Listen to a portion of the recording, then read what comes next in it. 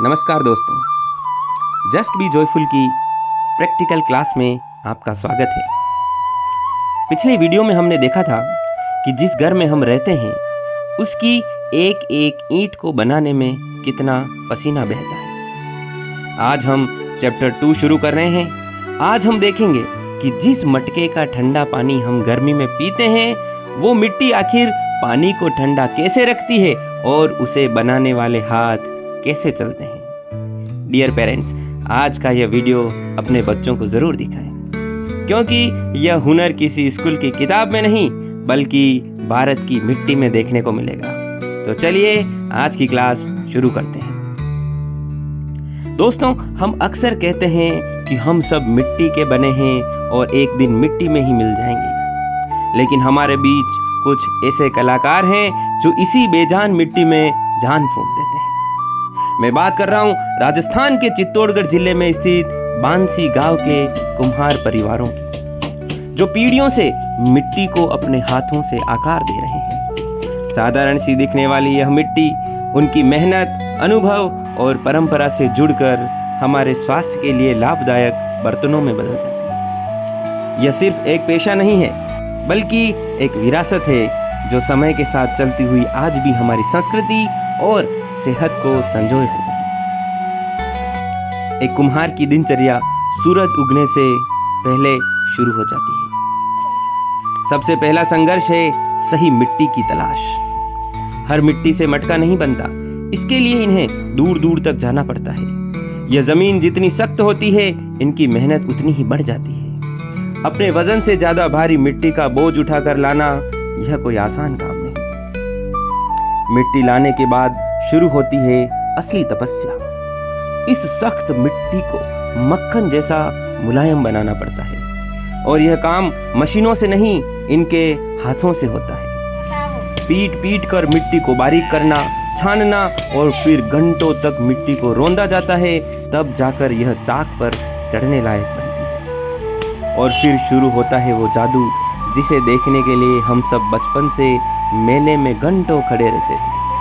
यह चाक सिर्फ एक पहिया नहीं है, कुम्हार की जिंदगी का केंद्र है। देखिए कैसे उनकी उंगलियों के इशारे पर बेजान मिट्टी नाचने लगती है। गौरांग ने जब खुद अपने हाथों से चाक पर घूमती हुई मिट्टी को छुआ तो उसे पता चला कि यह देखना जितना सुकून देता है, इसे करना उतना ही कठिन है।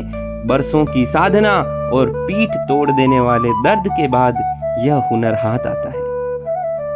दोस्तों, आचार्य रजनीश ने भी कुम्हार की इस कार्य के लिए एक बहुत बड़ी सीख बतलाई थी। वो कहते थे कि एक गुरु या माता पिता बिल्कुल इन कुम्हार की तरह ही होते हैं। देखिए ये किस प्रकार से बाहर से मटके पर चोट मार रहे हैं ताकि उसका टेढ़ापन निकल जाए और वो सुंदर बने।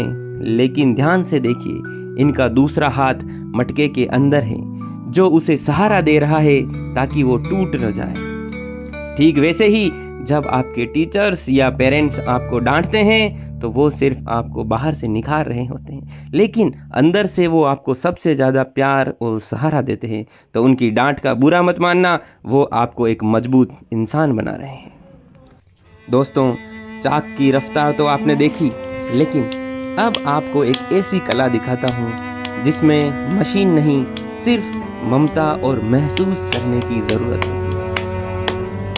ये दादी माँ मिट्टी का तवा बना रही है, वही तवा जिस पर बनी रोटी का स्वाद दुनिया के किसी भी पिज्जा बर्गर से बड़ा होता है।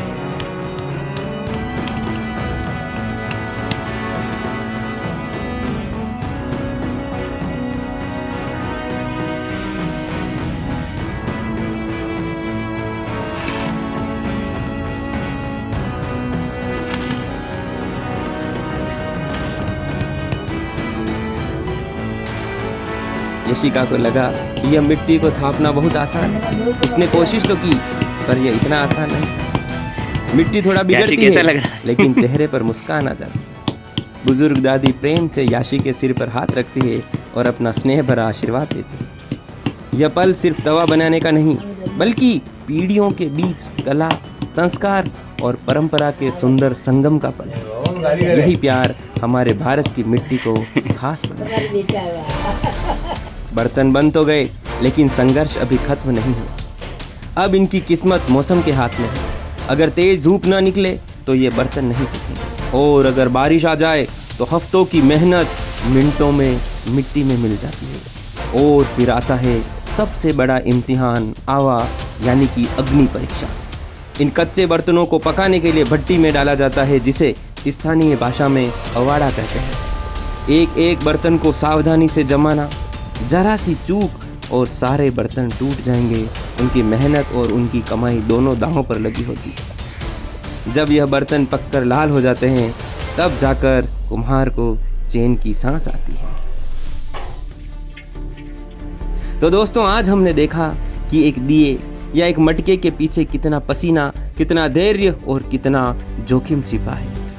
यह प्लास्टिक और स्टील का दौर है, लेकिन जो शीतलता और सुकून मिट्टी देती है, वह कोई मशीन नहीं दे सकती। अगली बार जब आप किसी कुम्हार से मटका खरीदें या दीपक खरीदें, तो उनसे डिस्काउंट मत मांगना, बल्कि एक बार मुस्कुरा कर कहना कि आप बहुत मेहनत करते हैं। इसके बाद उनकी मुस्कान देखिएगा। आप सिर्फ एक वस्तु नहीं खरीद रहे हैं, आप एक कलाकार का सम्मान खरीद रहे हैं, आप एक परिवार की उम्मीद खरीद रहे हैं। मेरा सभी पेरेंट्स से भी निवेदन है कि अपने बच्चों को मॉल के साथ साथ कभी ऐसी जगहों पर भी ले जाएं जहां वो मेहनत देख सकेंगे। जब वो यह मेहनत देखेंगे तो उन्हें अपने एसी रूम और ठंडे पानी की कीमत समझ आएगी। यही है हमारा असली भारत।